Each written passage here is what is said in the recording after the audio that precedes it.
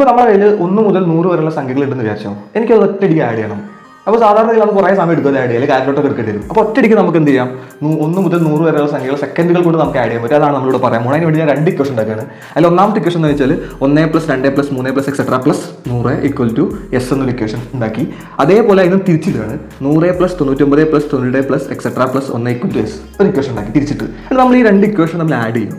Add ചെയ്യുമ്പോൾ നിങ്ങൾ വെർട്ടിക്കലായിട്ട് add ചെയ്യാം. അപ്പോൾ നിങ്ങൾ ശ്രദ്ധിച്ച് കഴിഞ്ഞാൽ ഒരു കാര്യം മനസ്സിലാവും. 1 + 100 എന്താ 101 ആണ്, പ്ലസ് 2 + 99 എന്താണ് വീണ്ടും 101 ആണ്, 3 + 92 എന്താണ് വീണ്ടും 101 ആണ്. അപ്പോൾ അങ്ങനെയാണെങ്കിൽ ഇതിനകത്ത് ഏത് സംഖ്യകൾ നമ്മൾ ആഡ് ചെയ്താലും 101 കിട്ടുക. എക്സെട്ര + 1 100 + 1 വീണ്ടും 101 കിട്ടിയത് എത്രയാണ്? 2S അല്ലേ?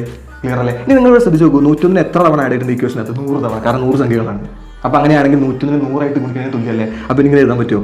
100 × 101 = 2S എന്ന് എഴുതിക്കൂടെ? കുഴപ്പമൊന്നുമില്ലല്ലോ. അങ്ങനെയാണെങ്കിൽ നമുക്ക് S ആണ് വേണ്ടത്. ആ 2 താഴ്ത്തുകൊണ്ട് വരിക. അപ്പോൾ 100 × 101 ഹരിക്കണം 2 = S എന്ന് എഴുതിക്കൂടെ? 100 × 101 ആണ് 10100 ആണ്. 10100/2 = S ആണ്. അപ്പോൾ S എത്രയാണ് വരിക? 10100 ഹരിക്കണം 2 5050 ആണ്. സിമ്പിളായിട്ട് ചെയ്യാൻ പറ്റി. അപ്പോൾ അങ്ങനെയാണെങ്കിൽ ഈ ഒരു ഇക്വേഷൻ ഇക്വേഷൻ കിട്ടിയില്ലേ? ഇത് നമുക്കൊന്ന് ജനറലൈസ് ചെയ്താലോ? ജനറലൈസ് ചെയ്യുന്ന സമയത്ത് ഞാൻ ഇവിടെ 100 അല്ലേ എടുത്തത്, ആ 100 ഞാൻ N എന്ന് വിളിക്കുകയാണ്. അപ്പോൾ N × 101 എന്ന് പറഞ്ഞതാണ് എന്നേക്കാൾ ഒന്ന് കൂടുതലല്ലേ? അപ്പോൾ N+1 എഴുതിക്കൂടെ? അപ്പോൾ N × N+1 / 2 = S.